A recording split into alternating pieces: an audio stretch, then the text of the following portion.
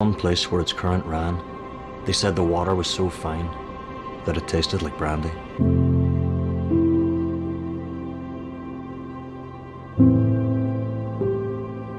In this small collection of streets, just outside the city's famous walls, you would find no airs nor graces, just good, honest people, of all ages, young and old.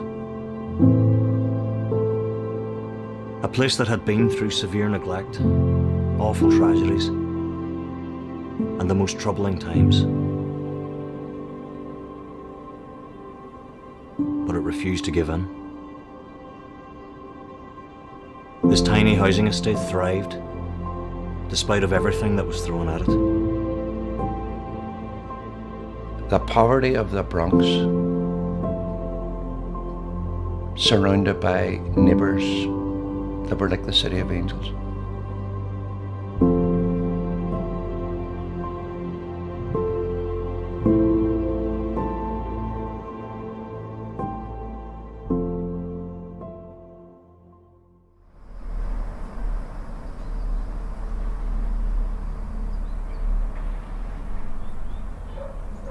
Okay folks, so we're here in the heart of Brandywell. This modern estate was built around 40 years ago in the early 80s, but there's been people living in this area for hundreds of years. This was an overflow area of the bog side as the Irish population grew after the plantation, and people came on here from Donegal looking for work, looking for food during the famine. The area is known for its generosity. People from Brandywell, it's like people from anywhere. The Brandywell is a strong, resilient, working class community. And what I've always found from the people from Brandywell is they're just decent, genuine people. Because it was such a small area, compared to Craigan and compared to the Bogside, and everybody knew each other. All the doors, everybody used to be in and out of each other's houses. That's the way it was then. Anything we need, we look after together. It's only a stone throw away, but a help. You just call out for help, and you're going to get it from a neighbour or two. It's like a wee village. Do you know what I mean? So everybody knows each other, and we're all civil to each other, and we know what way to take out to each other as well, so I love it. There are rumours out there that the Brandywell is not a nice place to live. I can assure you that Brandywell is the place to be. I was at a funeral, and one of the things that struck me, there was literally every house or every family was represented at this funeral, and there's about a joke ever since about a Brandywell funeral, because they're decent people. The people of the Brandywell are so renowned for their goodwill and generosity that this small housing estate may soon have its own saint. Sister Clara Crockett was tragically killed in an earthquake in 2016 whilst performing her duties in Ecuador. Since her death, her commitment to helping others and dedication to her faith has given her a worldwide recognition and following. So much so that there are now calls for her to be canonised.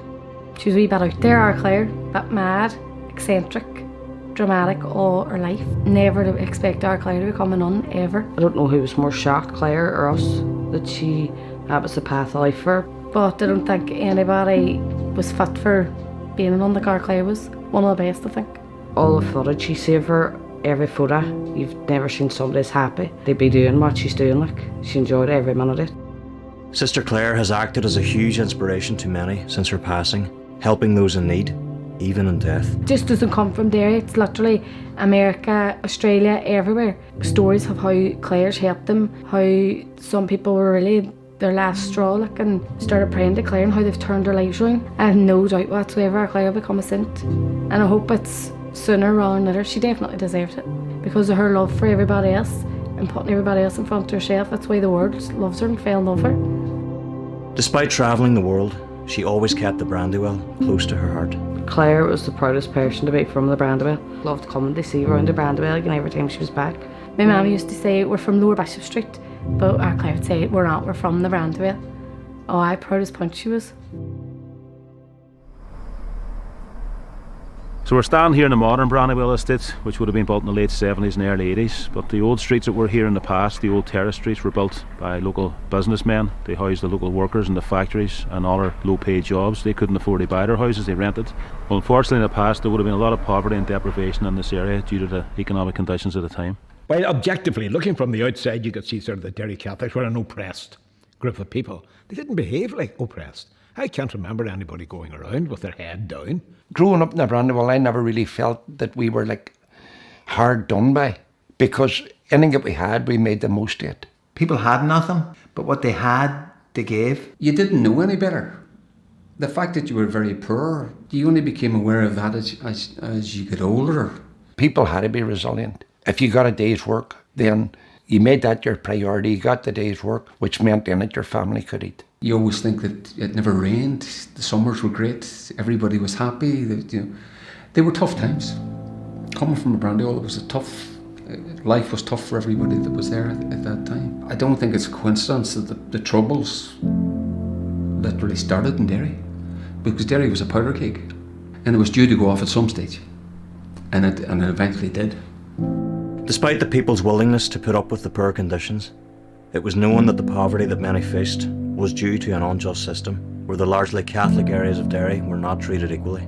Families in the Brandywell who were living in 2-bedroom houses, there was maybe 6 families with one home. It was only coming in through the late 60s and 68 through the civil rights movement that discrimination and legislation started to be changed. And that was the moment when people, having been long suffering for a long time, in the end said, that's enough, we're not having it. The risen expectation of local young working class people, the clash between that and the reality that they were being offered, that became more and more acute.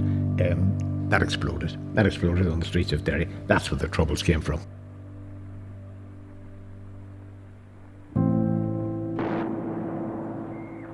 Although the protests had started peacefully, violence soon followed.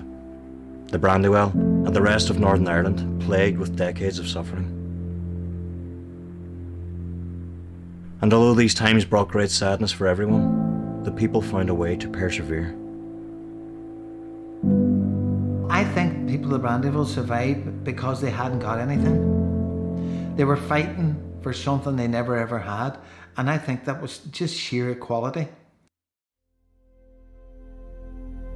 Despite the Troubles, or any other dark moment in the Brandywell's history, sport was always a source of joy and escape, particularly football. We built this city.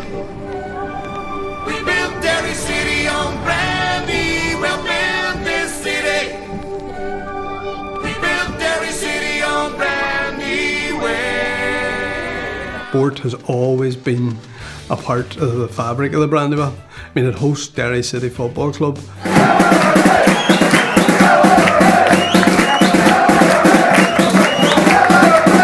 Brandywell's a fortress. Get yourself ready, you go out, you meet your friends, have a few drinks, and you get the drums together, and away you go down to Brandywell. Whenever Derry's doing brilliant, the place is rocking.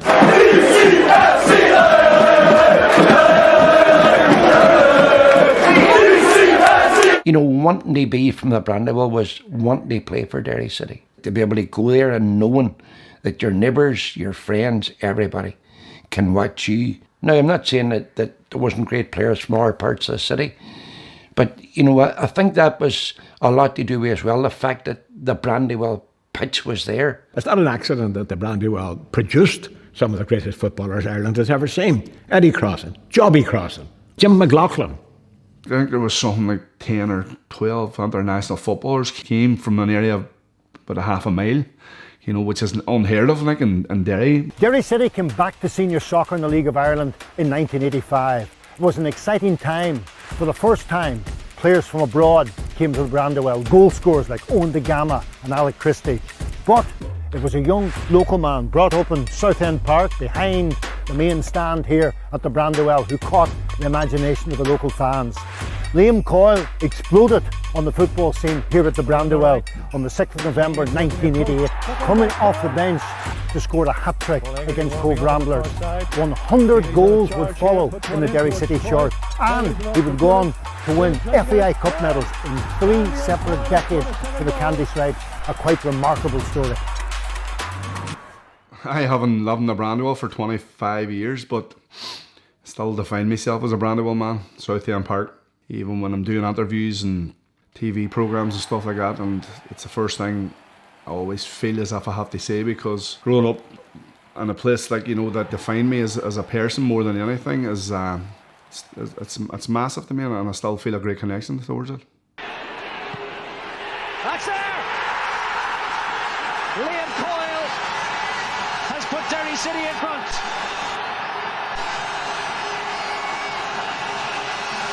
Séan Coyle sort of was as brilliant a footballer as Ireland has produced sort of in the last half century.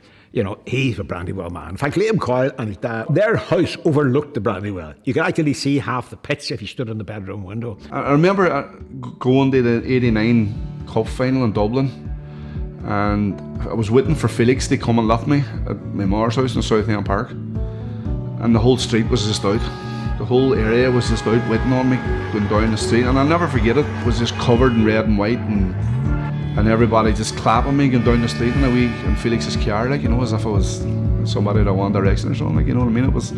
It was amazing, and as I say, I think I genuinely I made people proud. The fact that one of their own, you know, went on to play for Derry City and happened to won a lot of trophies as well too, which was even better, and that support, it makes you feel as if you're still part of it, no matter what. You know, even though, as I say, I moved out a long time ago, I always made sure that people knew that, and I think people from the area were delighted that I never lost touch with who I was or where I was from, you know. Another great footballer from the Brandywell was from just up the street from Liam on the Lone Moor Road, Felix Healy. They were teammates, and Felix even scored the goal that sealed Derry's historic treble win in 1989.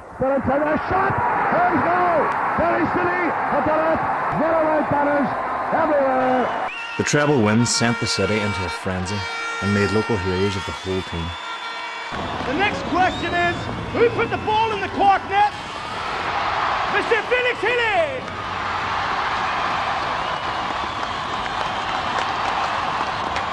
What does it mean to be from the Brandywell?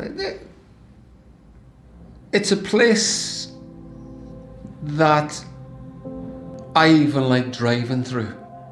Sometimes if I'm going somewhere and I can drive through the Brandywell, it just evokes so many memories of me running from school back in the days when there were no cars, running down the Folly, running sometimes just to be different, running through Bluebell Hill Gardens instead of running up Brandywell Road. You can romanticise about where you grew up, but that's, I think, to a certain extent, that's within us all. As we get older and we have more time to reflect on what we were like when we were younger. But if somebody says, where are you from? I'm from the Brandywell. For we only know that there's gonna be a show, and Derry City will be there.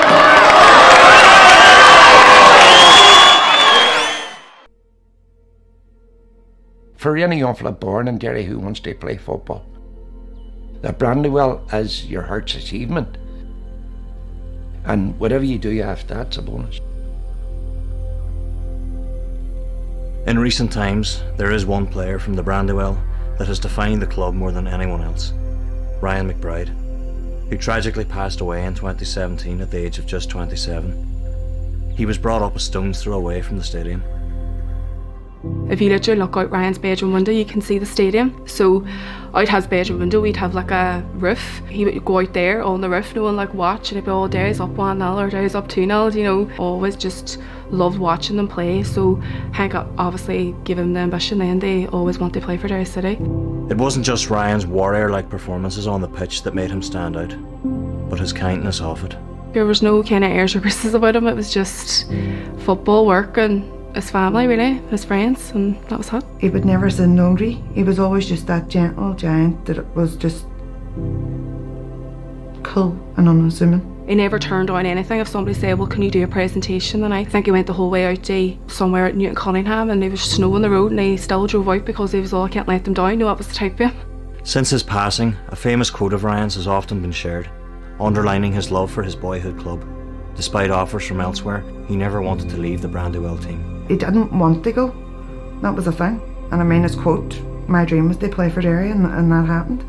I think that's all Ryan wanted to do. Due to his importance to the Brandywell and Derry City, the stadium has since been named in his honour, hopefully inspiring the future generations of the area. Ryan been in the heart of the community, you know, and then giving the young kids the drive and been involved with the football club itself. Partly the reason why we wanted the stadium to be named after him, so younger people could say, like, who was Ryan? And then they'd say, well, he literally is from the Brandywell. He played football on the streets of the Brandywell, obviously worked his way up to play for Derry City, and then obviously captained it. So I think even telling that story to younger people, it will give them a kind of no ambition and think, well, if he can do it, I can do it. Just an average fella from the Brandywell. Look, he was a great fella, like, he can't really say anything bad about him.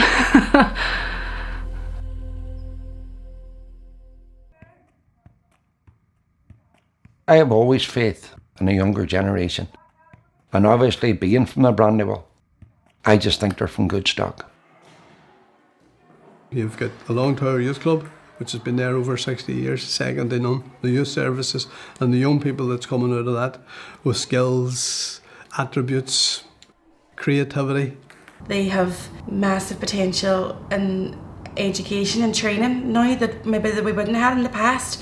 And why shouldn't the young people of the Brandywell have the opportunities that other people have? Probably we're stereotyped as well as though being a deprived area and the poor community or as the poor cousins as such. So maybe it's been an upbringing within their families. They bring them up, to be proud and to be strong and to be resilient and be able to face things head on and defend yourself and be proud of your community and not define yourself as a postcode or what these stereotypes are, and that there's opportunities out there and you just need to go for them. They do not need to be stigmatised by the area that they come from or the background that they come from. Our role within that as as a primary school and a nursery within the community is to instill that self-belief and self-confidence in our children from as young as 3, that they can be the best they can be, that they can achieve what they want to achieve. It's about creating that sense of belonging and giving them that. That's what we do is we make them feel part of the community and as part of the youth centre. See, ever since the first time I came in them doors, volunteers give me opportunity after opportunity.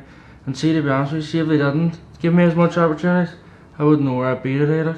It's like a cycle where the local young people we're employing is seeing the benefits and the opportunities being created here in the youth club, and then they're going to be our future leaders and the future centre managers and all that going forward and creating opportunities for their future generations in front of them. There is a real sense of place and belonging and pride in their area, so that is coming through the generations and I just see it going from strength to strength. I think the Wains in the Brandywell are the best Wains in Derry. They are. The Brandywell will exist in the future. The Bogside, the world will exist in the future. But for the Brandywell to become a thriving, vibrant community and build on what they've already have, we need opportunities for our young people.